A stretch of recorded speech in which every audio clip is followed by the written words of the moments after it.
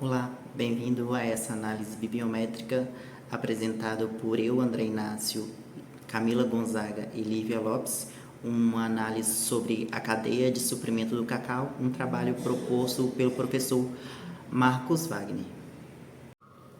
E vamos entender um pouco sobre a importância da cadeia produtiva do cacau sobre as vidas das pessoas, tanto na parte econômica, tanto na parte sustentável e tanto na parte social, já que com um plantio de sustentável e uma promoção de uma educação ambiental, as pessoas plantem com mais conscientização ambiental. E também ela tem um grande impacto diretamente financeiro e social sobre as vidas das pessoas, gerando emprego e outras formas de, de movimentar as cidades em si, que tem como o seu principal produto de exportação a amêndoa do cacau. Isso gera muitos empregos e faz com que a economia gira naquela cidade e que as pessoas tenham uma melhor condições de vida, tanto social como econômica.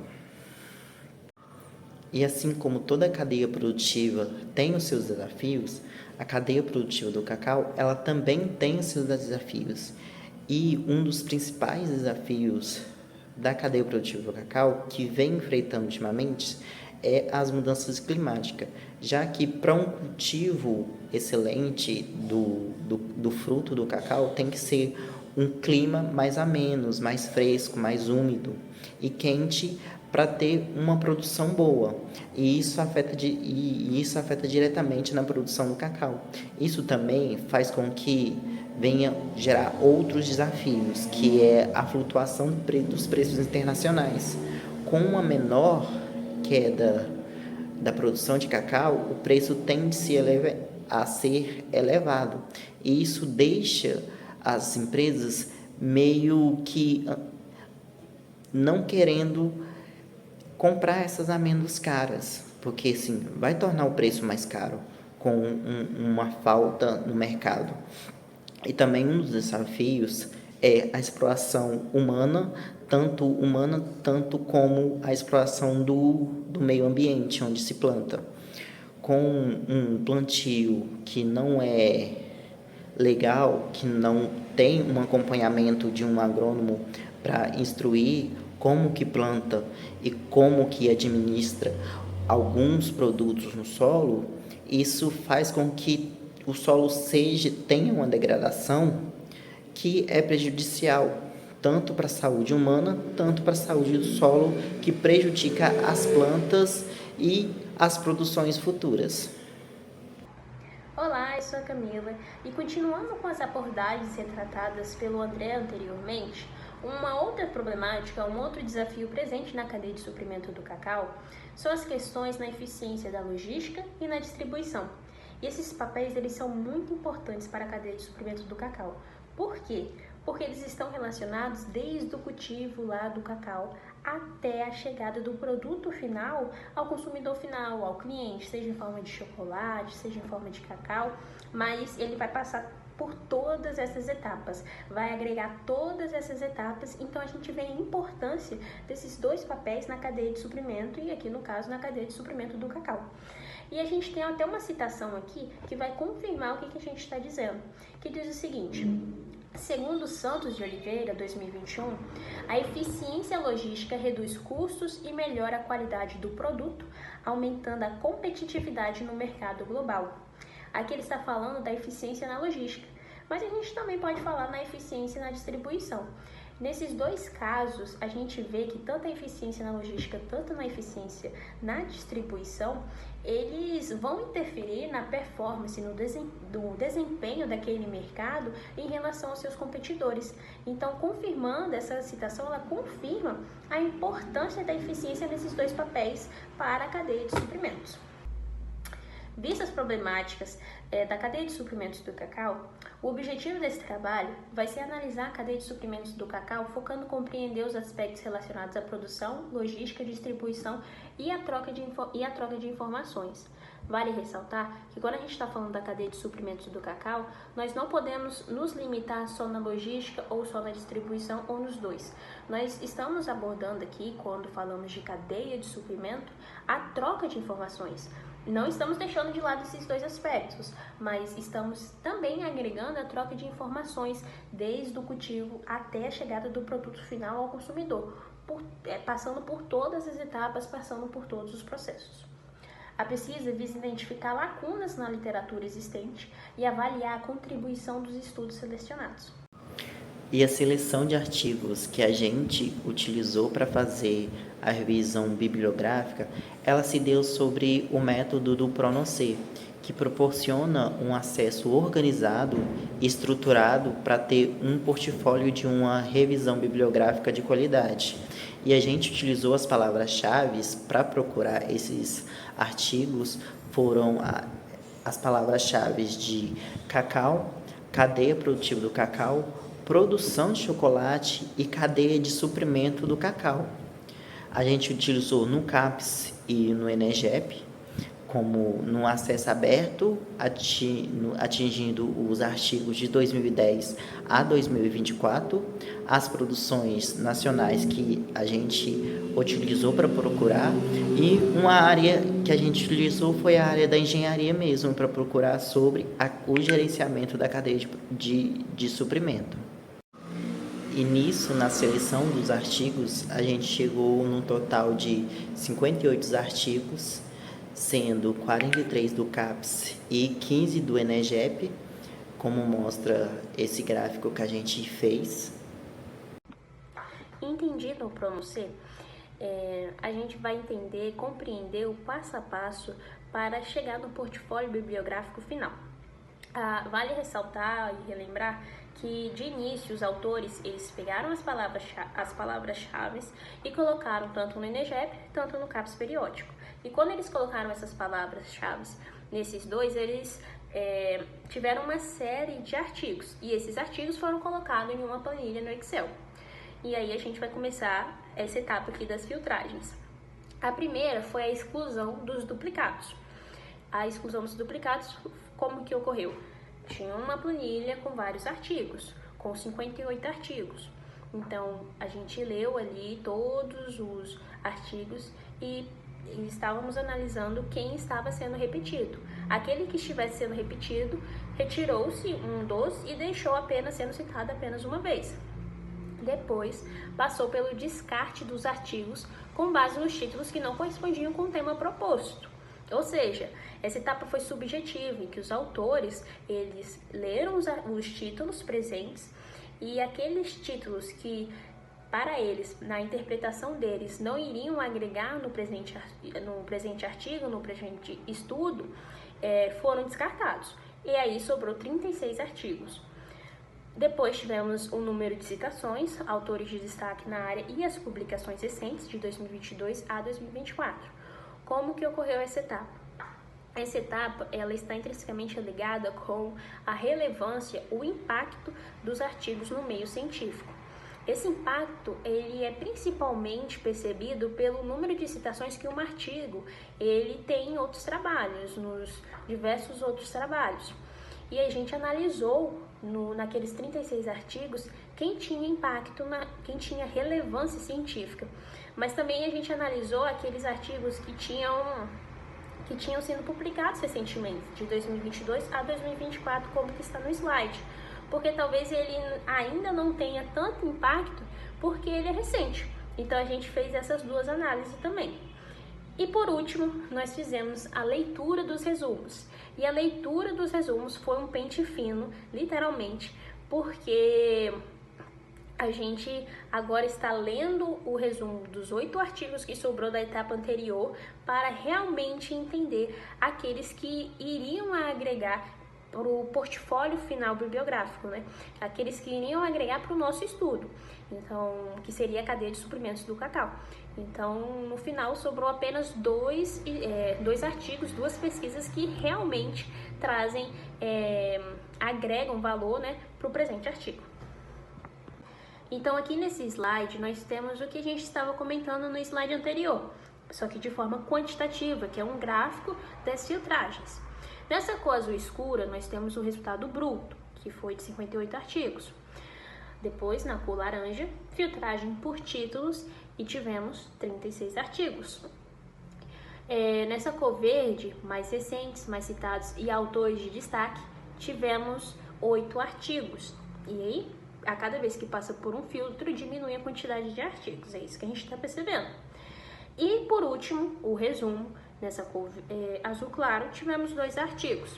Então, nesse gráfico, a gente consegue visualizar como é que foi, como que era 58 e caiu para 2 artigos. Por que o portfólio bibliográfico final caiu para 2 artigos? Porque passou por todas essas etapas, por todos esses processos. A análise bibliométrica passou por 3 critérios principais. O primeiro critério foi o critério de analisar quantas vezes o nosso portfólio final foi citado no Google Escolar.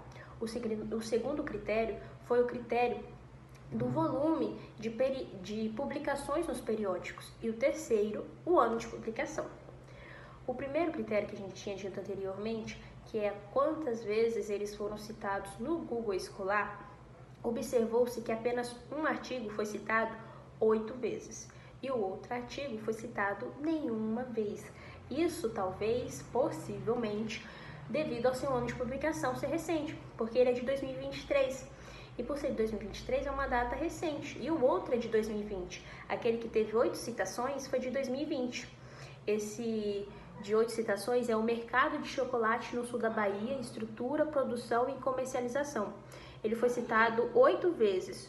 O outro não foi citado nenhuma vez. Então, a gente fez um estudo ali e acreditamos que possivelmente seja por causa do seu ano de publicação de 2023. Então, nós percebemos isso, vamos apresentar uma tabela que seja mais visível de perceber, de entender essas citações, mas vamos para o segundo critério. O segundo critério, que foi ali de um volume de publicações em periódicos, a gente percebeu que foi publicado, esses 2 artigos foram publicados em periódicos diferentes. Esse que foi citado 8 vezes, ele foi publicado em Desenvolvimento Regional em Debate, e o outro foi publicado no periódico Ciência e Trópico. Deixamos até as logos dos 2 periódicos aqui. São periódicos diferentes, mas são periódicos relevantes para o nosso trabalho e que contribuíram significativamente para o atual artigo.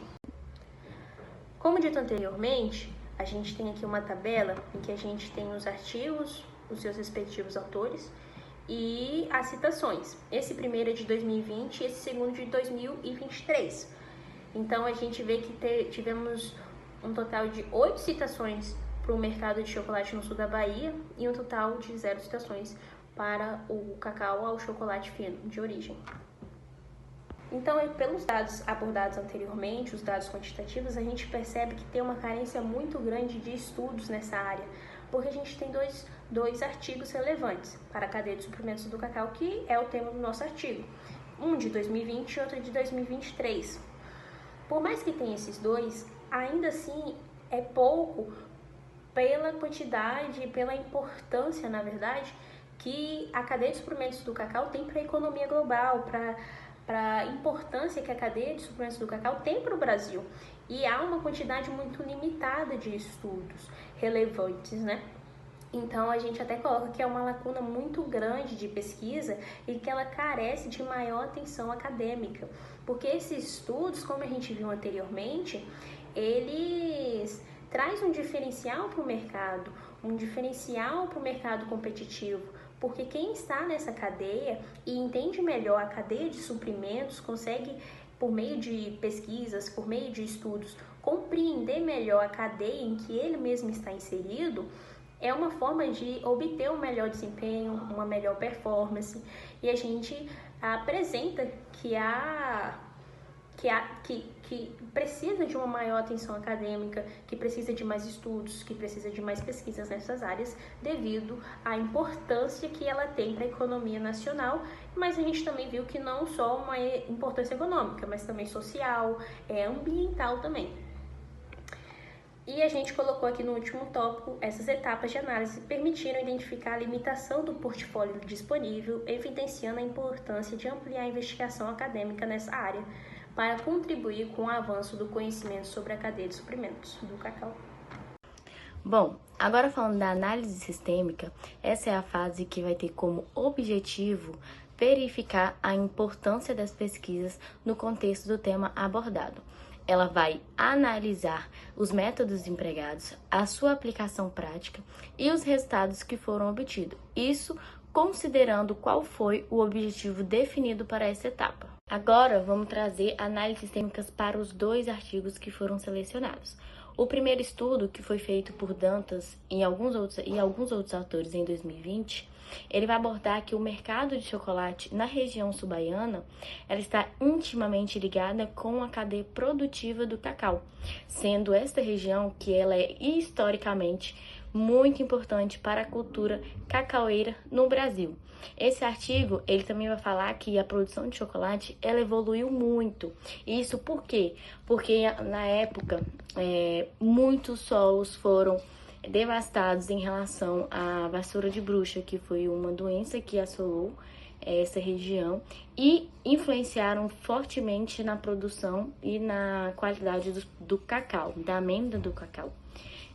E a produção de chocolate de alta qualidade, ela vai incluir algumas estratégias. Que estratégias são essas? O bean to bar e o tree to bar, perdão pelo inglês. Essas estratégias, ela serviu para agregar valor à amêndoa e para minimizar a dependência dos preços internacionais do cacau bruto. E a partir de 2000, esse setor ele cresceu expressivamente.